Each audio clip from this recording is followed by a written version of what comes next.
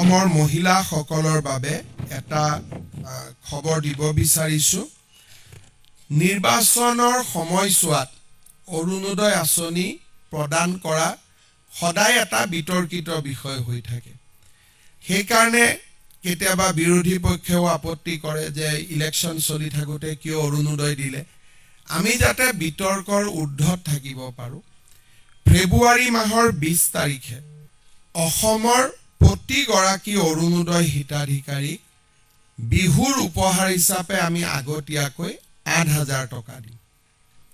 তাৰমানে প্ৰতিগৰাকী আই মাতৃ যিসকলে অৰুণোদয় আঁচনি পাই আছে, দে উইল গেট, জানুৱাৰীত আমি তেওঁলোকক নিদিওঁ একো, ফেব্ৰুৱাৰী মাহত একেলগে, ফেব্ৰুৱাৰী মাহৰ 20 তাৰিখে একেলগে আগতীয়াকৈ বহাগ বিহুৰ উপহাৰ হিচাপে তেওঁলোকক আমি 8,000 টকা তেওঁলোকৰ বেংক একাউণ্টলৈকে হস্তান্তৰ কৰিম।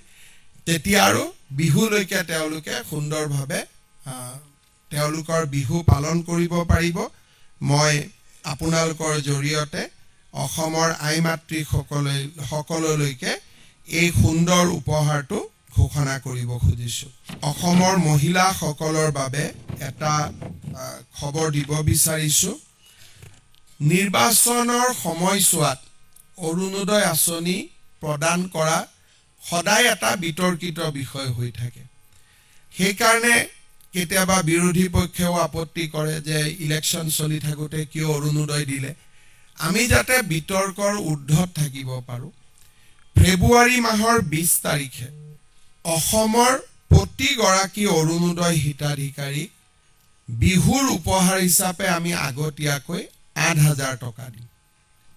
তাৰমানে প্ৰতিগৰাকী আই মাতৃ যিসকলে অৰুণোদয় আঁচনি পাই আছে, দে উইল গেট, জানুৱাৰীত আমি তেওঁলোকক নিদিওঁ একো, ফেব্ৰুৱাৰী মাহত একেলগে, ফেব্ৰুৱাৰী মাহৰ 20 তাৰিখে একেলগে আগতীয়াকৈ বহাগ বিহুৰ উপহাৰ হিচাপে তেওঁলোকক আমি 8,000 টকা তেওঁলোকৰ বেংক একাউণ্টলৈকে হস্তান্তৰ কৰিম।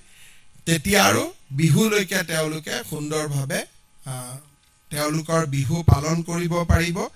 মই আপোনালোকৰ জৰিয়তে অসমৰ আই মাতৃসকললৈকে এই সুন্দৰ উপহাৰটো ঘোষণা কৰিব